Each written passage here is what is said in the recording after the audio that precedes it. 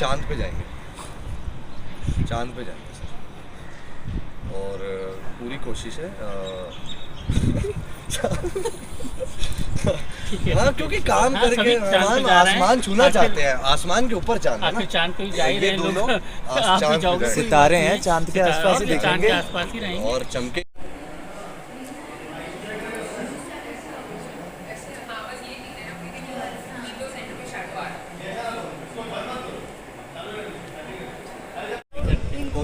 चलिए okay role है। कल इसका नया शो शुरू होने वाला है, मेरा बलमा थानेरा, जिसके दोनों कलाकार हमारे साथ में जो लीड एक्टिंग कर रहे हैं, शगुन जी और श्रुति जो लीड एक्टिंग कर रहे हैं, अभिनय कर रहे हैं, लीड कलाकार हैं।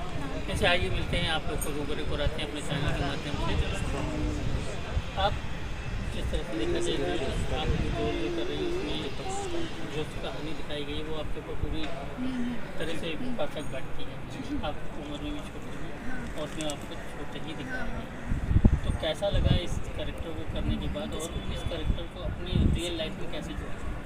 वैसे तो ऑब्वियसली क्योंकि एज सिमिलर है बुलबुल और श्रुति दोनों की, पर राजस्थानी सीखना पड़ा इस शो के लिए मुझे, और राजस्थान को समझना पड़ा कि राजस्थानी लोग कैसे रहते हैं, क्या उनका पहनाव है, किस तरीके से वो चलते हैं। तो वो थोड़ा डिफ़िकल्ट था। बाकी सब बाकी तो चुलबुलापन है मुझमें, थोड़ा बहुत अल्हड़पन है थोड़ी सी। तो यही था मेरे लिए कि मुझे राजस्थानी सीखनी पड़ी, स्कूटी सीखनी पड़ी, और बाकी सब मैं रिलेट कर पा रही थी अपनी रियल लाइफ से। काफ़ी कैरेक्टर आपने अब तक अभिनय किए हैं, इसके बाद एकदम अलग तरह का चुलबुला कैरेक्टर आया है। आपने पहले जो सीरियल और की उसमें आपका अलग रोल था, फिर सेकंड रोल किया, उसके बाद जो एकदम जो नया रोल मिला है आपको एकदम चुलबुला, इसमें क्या डिफरेंट लगा आपको? बेहतर से बेहतर ये आई थिंक हर कैरेक्टर में कुछ डिफरेंट होता ही है, और ये कैरेक्टर तो बहुत ही ज़्यादा डिफरेंट है, बहुत ज़्यादा चुलबुली लड़की है। और इसके लिए ऐसा नहीं है कि हम सीधा आके हम खड़े हो गए हैं, हमने 2 महीने प्रॉपर वर्कशॉप्स किए हैं इसके लिए, हमने जाना है कि बुलबुल कैसी है। तो डिफरेंट है और बहुत मज़ा आ रहा है मुझे ये कैरेक्टर करने में। बिहार का कल्चर बिल्कुल अलग है, आप बिहार से बिलोंग करती हैं और फिर राजस्थान में आके आपको ये कैरेक्टर करना पड़ रहा है, कितना मुश्किल फेस करना पड़ा, और बिहार के कल्चर को और इसको कैसे संजोया? Bihar I think obviously Bihar और राजस्थान दो बहुत अलग अलग जगहें हैं, उनकी अपनी अपनी एक पॉजिटिव साइड है। लेकिन एक कलाकार की जिम्मेदारी ये है कि चाहे बिहार, चाहे केरला, चाहे हिमाचल, चाहे चंडीगढ़, हमें किरदार को जायज़ अच्छे से उसको जियाना है, उसको जीना है। तो उसमें फिर कोई फर्क नहीं पड़ता कि आप किस कल्चर से आते हैं, या देव साहब कहाँ से आते हैं, या बच्चन साहब इलाहाबाद से। तो कैरेक्टर्स की उसको अपने अभिनय में उतारना बड़ा मुश्किल होता है। बहुत ज़्यादा उसके लिए I would say उसको अंदर उतारने छोटी छोटी चीज़ों पे ध्यान दिया गया, और समझा कि उन लड़कियों का दर्द क्या है, जिनकी छोटी उम्र में शादी हो जाती है, ये सब समझ के फिर उसको अपनी अदाकारी में डाला है। वो बताओ। फिर लैंग्वेज की बात कही जाए तो बिहार की लैंग्वेज और राजस्थानी लैंग्वेज को, तो उसके लिए हमें प्रॉपर टाइम मिला है उस चीज़ को समझने का। उनके लिए प्रॉपर हमारी टीचर भी आती थी मुझे मारवाड़ी सिखाने, और हमने बहुत ज़्यादा मारवाड़ी भाषा नहीं रखी है ताकि सब रिलेट कर पाए, क्योंकि अगर हम प्रॉपर मारवाड़ी बोलेंगे शो में तो नहीं समझ आएगी लोगों को। क्योंकि तो ये देश का शो, देश का शो है, हमारी जड़ बिल्कुल राजस्थान सभी लोग इसमें गंगा जमुनी तहजीब वाले लोग रहते हैं, सब लोग पैन इंडिया शो है। तो थोड़ी बहुत मेहनत डेफिनेटली हर शो में करनी पड़ती है, इसमें भी काफ़ी मेहनत हुई है। और आज हम आपके सामने जिस तरह से आपकी एजुकेशन की बात की जाए तो अभी आपका 10th का बोर्डिंग चल रहा है, हाँ। कैसे मैनेज करते हो आप लोग शूटिंग को और स्टडी को? सब घर वाले मुझसे- कितने हेल्प करते हैं, या शूटिंग के जो आपके घर वाले तो मेरे काफ़ी कोऑपरेटिव है। कभी मम्मा या पापा ने ऐसे प्रेशर नहीं दिया मुझे कि नहीं तुझे पढ़ना ही है। उन्हें पता है कि मेरा इंटरेस्ट इसमें बहुत ज़्यादा है, लेकिन ऐसा नहीं है, पढ़ाई प्रॉपर तरीके से की जाती है मेरी।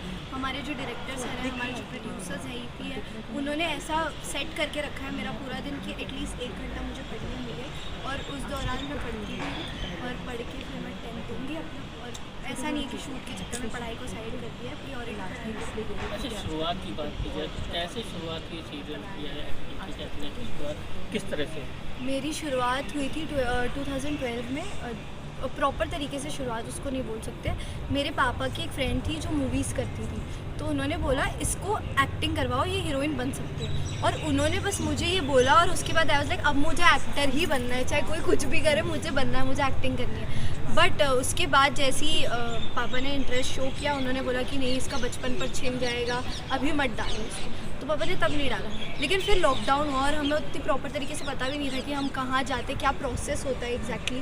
तो बाद में जाके जब लॉकडाउन हुआ तो मैंने मम्मा को बोला नहीं मम्मा मुझे एक्टिंग करनी है, मुझे बहुत इंटरेस्ट, मुझे मैं टीवी देख रही थी एक दिन, तो मैंने बोला ये कितना सुंदर है ना, तो मुझे इसमें जाना है। तो थी हाँ कितना सुंदर चला, मैंने बोला सुंदर ही, मुझे उसके अंदर जाना है, मुझे करना है, मुझे एक्टिंग करनी है। तो उन्होंने बोला अच्छा। फिर उसके बाद हमने ऑडिशंस देने चालू किए और मुझे एक्टिंग नहीं आती थी, मुझे करना तो था पर आना भी ज़रूरी है ना उसके लिए, तो आती नहीं थी मुझे एक्टिंग। पर मैं ऑडिशंस दे के सीखते गई। फिर मुझे मेरा पहला शो मिला जो कि मैडम सर था, उसमें 1-2 दिन का मैंने काम किया था। फिर वो करते आज मैं यहाँ पहुँची। घर में सबसे ज़्यादा सपोर्ट कौन करता है और सबसे ज़्यादा आपकी क्लोज कौन? घर में अगर सबसे ज़्यादा क्लोज तो मम्मा है मेरे, और मेरी एल्डर सिस्टर भी मेरे से काफ़ी, पापा भी है वैसे तो, लेकिन अगर सबसे बोला जाए तो मम्मा मुझसे काफ़ी क्लोज है और वो मुझे सबसे ज़्यादा सपोर्ट करती है। आपकी सिस्टर भी है, ना एल्डर वो आपको सिस्टर सबसे ज़्यादा कितना सपोर्ट करती है? बहुत सपोर्टिव है, क्योंकि जब मम्मा मुझे उनको छोड़ के आती है घर में, मुझे जब शूट कर रही होती हूँ, वो मुझसे काफ़ी एल्डर है तो वो संभाल लेती है। तो पर बहुत सारी बहनें ऐसी भी होती है कि मम्मा ज़्यादा टाइम इनको दे रही है शूट में, मैं क्या पूरे करूँ। परिवार का एक इंसान को जब एक पिता घर में कमाने जाते हैं तो घर में सारे लोग उनको संभालते हैं, उनकी बुनियाद से वैसे जब छुट्टी काम पे आती है उनकी पढ़ाई उनकी बाकी चीज़ें सब संभाली जाती है और फिर ये शो का सबसे अच्छा कितना दिक्कत लगा, आपकी टीम कितना अच्छा? टीम तो बहुत पॉजिटिव है, आई थिंक बहुत ज़्यादा पॉजिटिविटी के साथ हम शूट कर ये लोग देख रहा करना बहुत पॉजिटिव है हमारी टीम। और मेरा तो फेवरेट डायलॉग मैं 10 बार बोल चुकी हूँ, वापस में बोलूँगी खाटू श्याम जी मेरा ब्याह करा दो। तो ये है, और बहुत कोऑपरेटिव, बहुत अच्छा प्रोडक्शन हाउस है और सब कुछ पॉजिटिव चल रहा है। होपफुली एंडिंग तक हम ऐसे ही रहें। सब उनको कहना चाहेंगे कि जिस तरह से तुमने भी अच्छा रोल किया है IPS की भूषण भरो, क्या लगता है पुलिस वालों और आम लाइफ में क्या कितना फ़र्क लगता है? जी जिम्मेदारी ज़्यादा है IPS पे, पुलिस वालों पे, हमारे फ्रंटलाइन सोल्जर्स पे।